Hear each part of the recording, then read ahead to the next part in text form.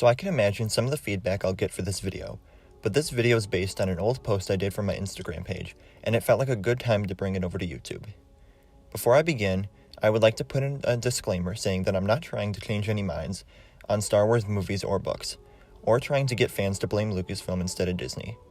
I'm just hoping that fans can take a more positive spin on their Star Wars experience, realizing how many different stories there are for them to enjoy, and that they don't have to spread hate whenever they come across something that they didn't enjoy.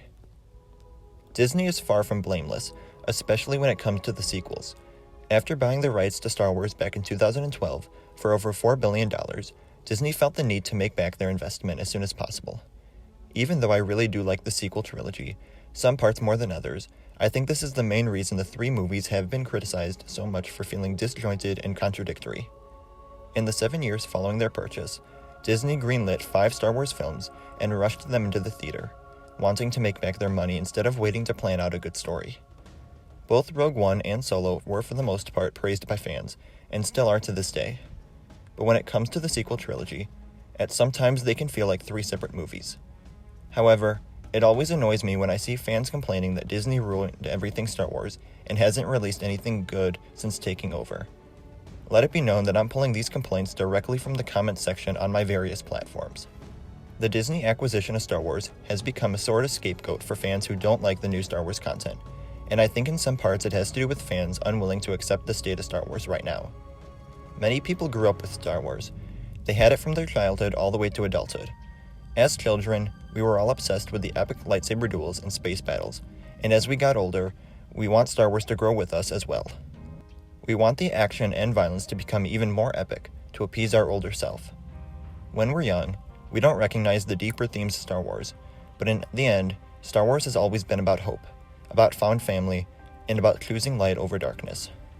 The duels and space battles are cool, but they're never the reason George Lucas made Star Wars back in the 1970s.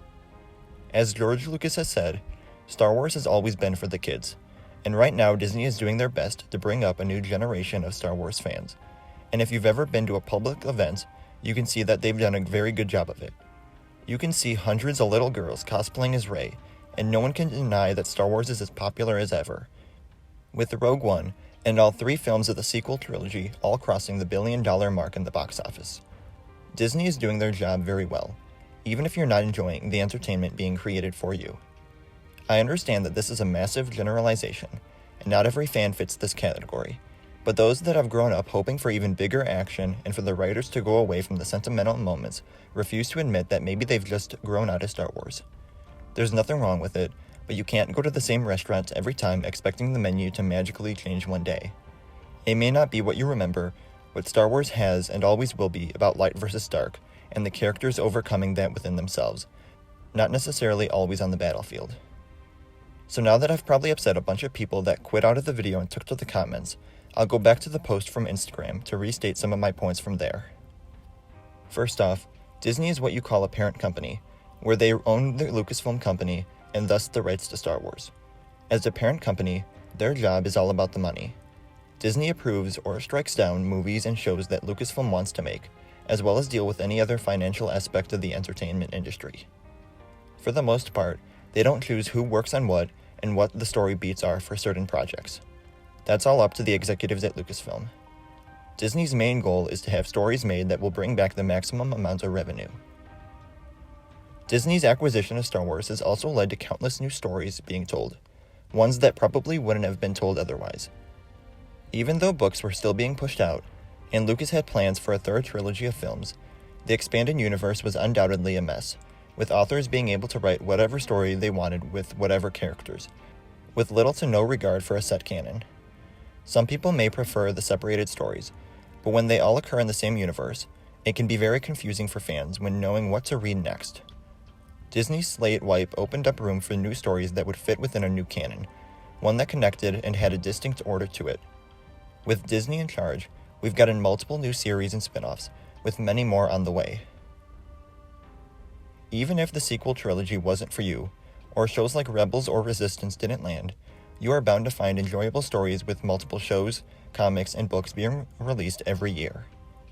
Even with a hiatus from movies, there are still plenty of stories being told that you can enjoy, or you can go back and read some of the already released books and comics that you've never picked up. Not everything is made for a specific type of fan, meaning that it's unlikely for a person to enjoy every piece of content released. But there is something for everyone, if you're willing to open yourself to the opportunity and enjoy what you're given, rather than focus on everything you hate.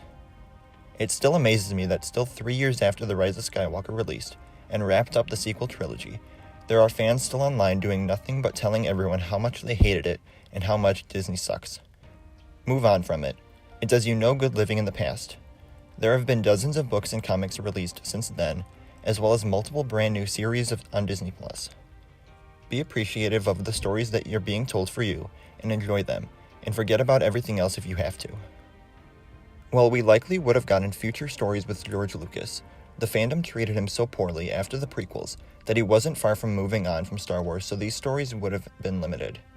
Lucas loved Star Wars, but the constant slandering and attacks from fans had an effect on him, and with the way fans are now, he wouldn't have lasted much longer if he put out more movies. With a large company like Disney running things, more stories are being produced and the universe will continue to grow for generations to come. We've also gotten countless video games, as well as a freaking theme park and a resort, which I can almost guarantee we would have never seen if George had retained ownership. Like I said earlier, I'm not trying to tell fans stop complaining and just to enjoy... Like I said earlier, I'm not trying to tell fans to stop complaining and just enjoy what they're given, but there's a more positive way to look at things. Fans are getting so many stories, and the future of Star Wars has never looked so bright, with multiple new series coming to Disney Plus in the coming years. Even this fall we'll be getting Andor and The Bad Batch at the same time, before eventually leading into The Mandalorian Season 3 in February. Everyone can find something to love in Star Wars, so there's no point in shouting to the world how much you hate this one thing. Let me know what your favorite Star Wars story under Disney has been, and what you're most looking forward to in the future. Remember to like the video, and subscribe for reviews, news updates, breakdowns, and more. As always, thank you all for watching. And remember, the Force will be with you, always.